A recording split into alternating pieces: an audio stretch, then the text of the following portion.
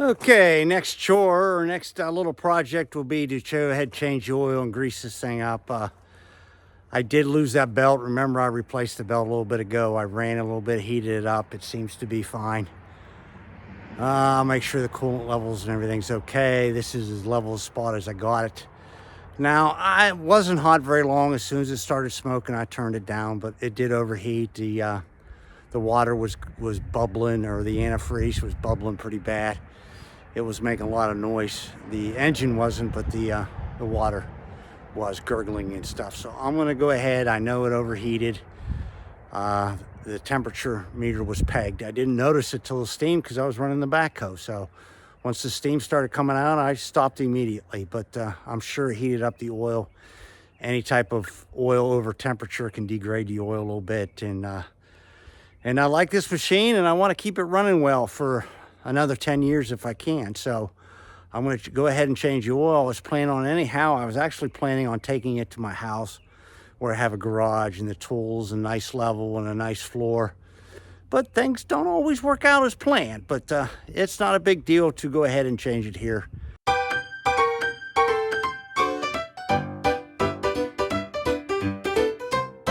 Okay, I'm underneath the tractor right now. I'll be showing you the video here. I'll be turning this around to able to show you where the plug and everything is. You can see this is the front of the tractor here. I'm underneath the engine. Right here is the engine. Here's the engine pan, and there's the plug. As you see, it is a 14 millimeter. So I'm going to take it off and let the oil start running through. Now, according to the specs, it takes 3 1/3 gallons to fill it up. So I got 3, and I had a little bit left over from another project from the last time I changed the oil. Whoops, sorry about that. Once again, I'm trying to do 2 things at one time. I definitely got that tight last time. And there comes the oil. And it's nice and warm because I just heated it up a little bit. Ran it up here. Whoops, there goes my wrench. A little oily. That's all right, I brought a rag. Now, the oil filter isn't very far away from it. Naturally, it's not going to be. You see, there's the pan. You keep on going, and you can see the filter up in there. I just tapped it. You can see the white spot right there.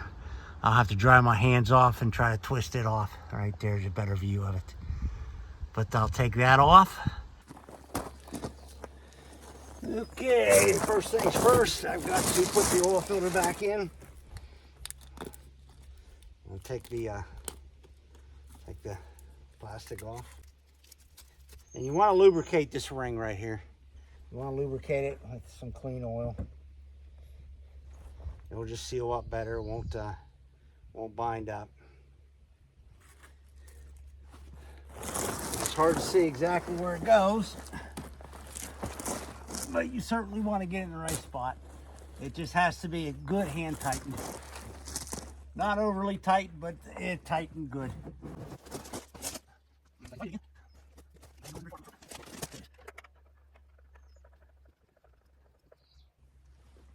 I want to make sure it's good and tight. But like I said, I don't torque them down with a wrench or anything. I just make sure my hands are dry and I get a real good grip on it.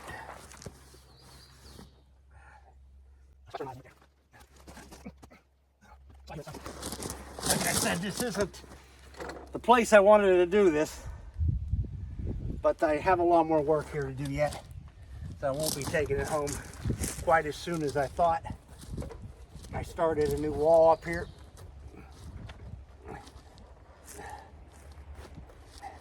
There we go, good and tight. Okay, now I get to put the oil plug back in. You want that good and tight too, but you don't want to torque it down where it goes through the pan. So I'm just gonna get it good and tight, and that's it. Start adding some oil to it. Okay, here's the top of the engine. As you see, right there's the oil where you add it. It says right on it, oil. Pretty hard to miss. I'll put a funnel in there and add some oil. Down here, I don't know whether you can see the dipstick right here to check it. I'll take it out, wipe it off good, and I guess we'll add some oil.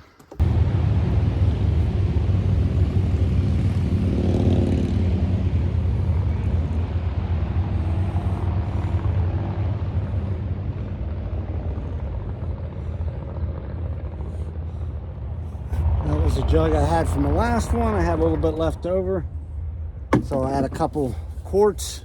Like I said, it takes 3 3/4 or 3 1/4. That's what the book calls for. So what I added there, I should be able to add that, and then 2, and then I'll take a reading on it and see where it's at. I know when I took the oil out, diesel engines, they seem to have some of the dirtiest oil you've ever seen. The oil's as black as it can be. I guess I'll add about half of this one, then let it sit for a minute, and then take a reading on it.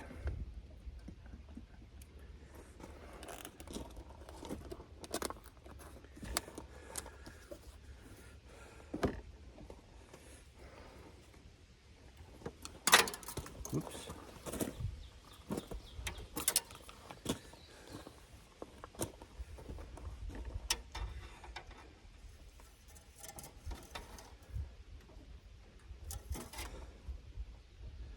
Well, I can see it on there already, which it's about at the low end. I think I'll add what's left in that quart, and we'll see what happens after that.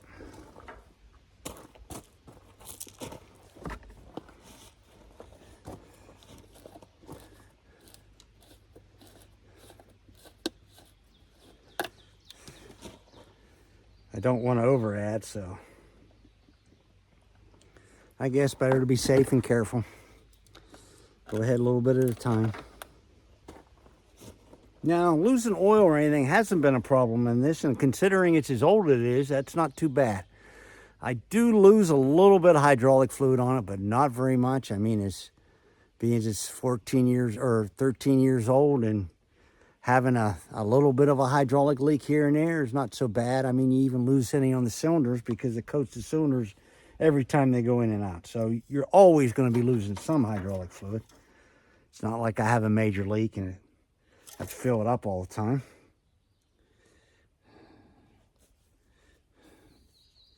Take another reading. You start seeing mixing with the old stuff a little bit.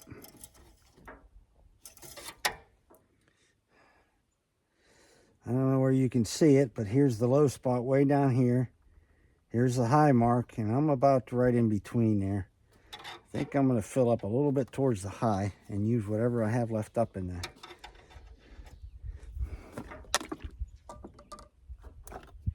There's no sense having a little bit around. But I'm within range. I'll start it up, take it where it needs to go, and then I'll make sure I check it before I run it again next time. I might even run a little bit now.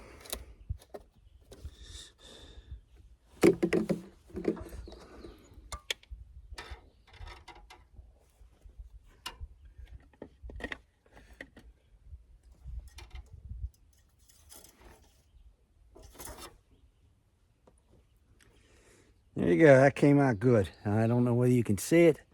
I'm just below the dot here. Here's the low dot. There's the high mark. I'm a little bit below it. I think that's close enough. I'm gonna let it go with that.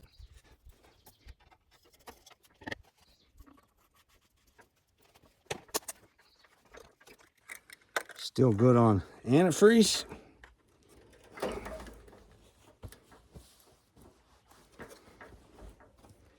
And I guess maybe I'll clean up my tools and take her for a test drive and then maybe put her away for the day.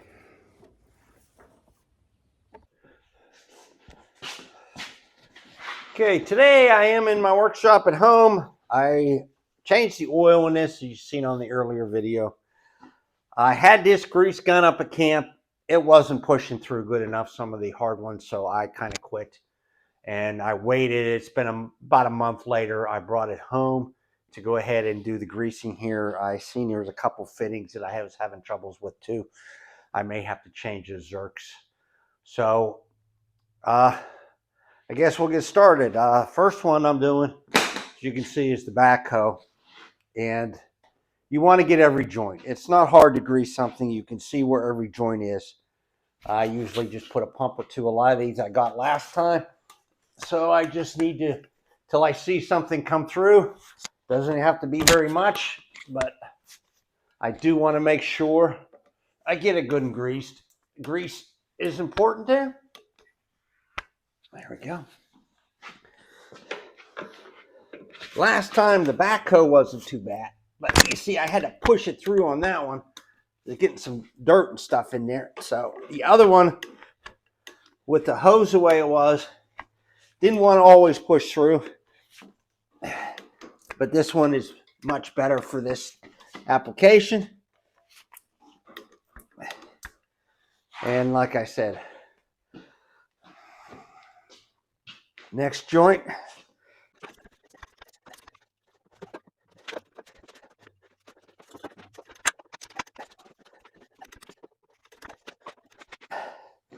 Now, I have two up here, one on the swivel and the other one on the downrigger. On the other side, they're all plugged up with dirt, so I'm going to have to get something to unplug them.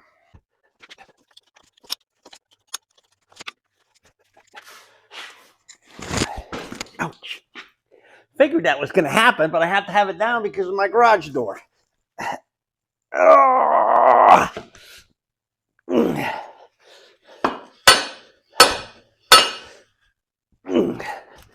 That one doesn't want to go in.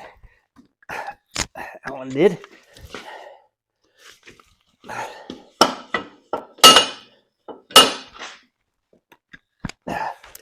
Did not. It looks like it might have busted the fitting off. Yeah, the fitting broke off of that one. Maybe this will allow me to get something inside.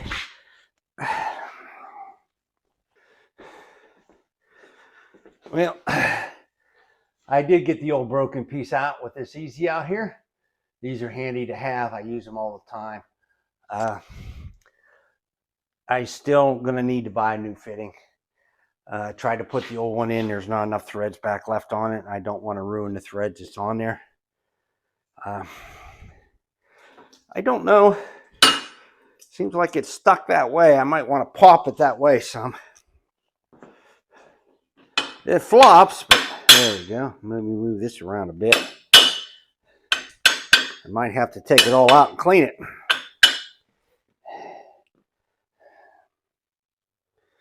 That may be the best thing to do. There's a ring right here on each side of this. I'll take the ring out here and take it out that way and clean it all up.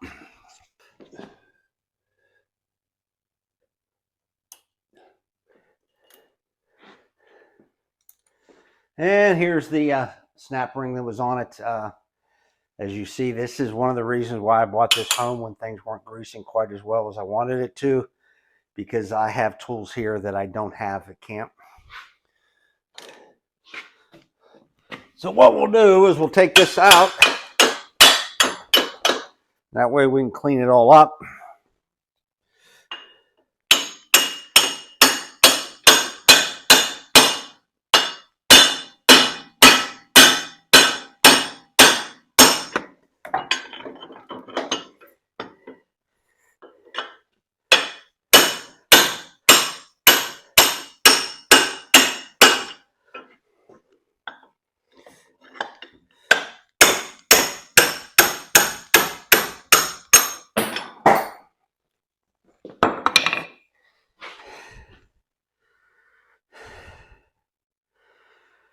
And here we have it.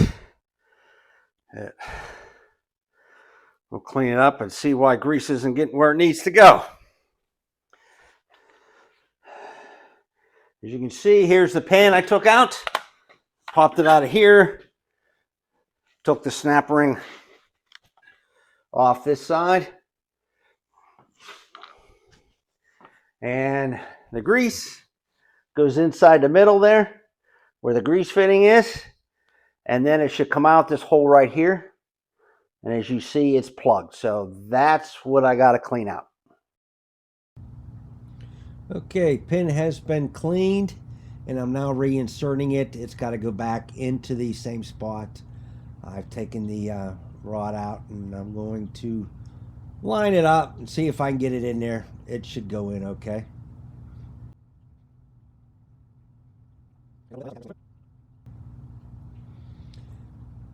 Now you get a better view here of me putting the snap ring on.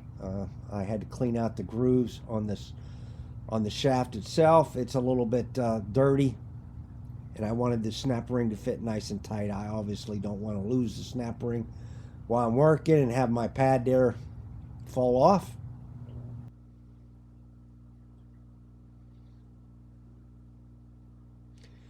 Okay, snap ring is on. It feels pretty good. It felt like it snapped in there good. I'm just checking the rings on each side to make sure they both look about the same. Okay, now all I gotta do is pump her full of grease. And coming around the outside there and around the inside in there, it's well greased. So that is fixed. Okay, underneath the floorboards here is one of the most important fittings you need to get. This one is one that's easy to miss, but there's a little flap right here. Flip it up, and then underneath is a grease fitting. Takes a few pumps of grease. Now, why is that fitting important? Because that is the fitting that actually lubricates the forward and reverse. And the thing popped off, so I want to make sure I clean it up a little bit there. And my flap just broke, and that stinks, but because then dirt will get in there. But it is an old vehicle. I might have to see if I can make something to go over top of it.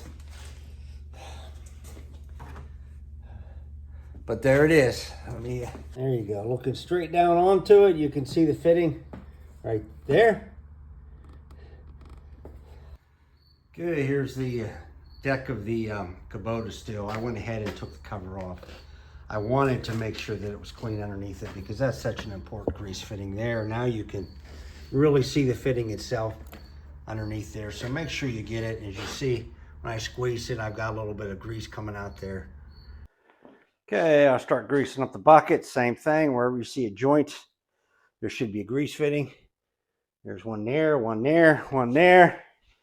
So we'll get started here. These grease fittings.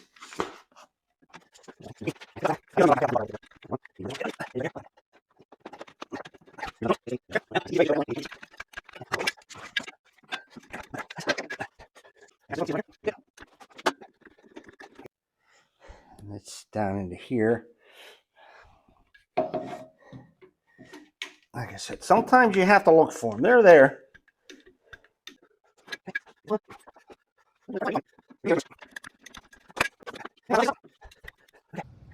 My last two fittings were in an area I couldn't get to. I had to move the bucket up to get the grease to them.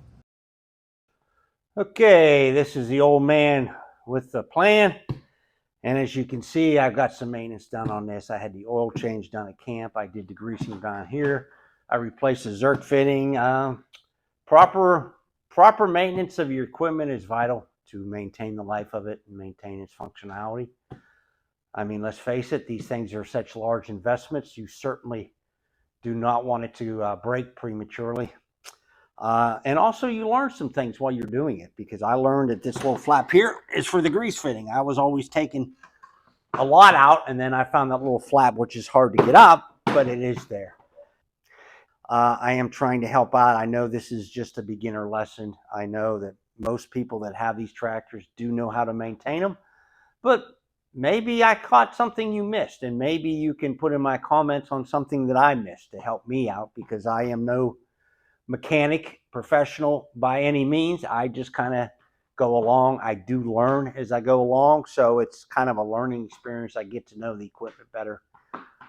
But like I said, please help me out and subscribe. And once again, this is the old man with a plan, and I'll see you later.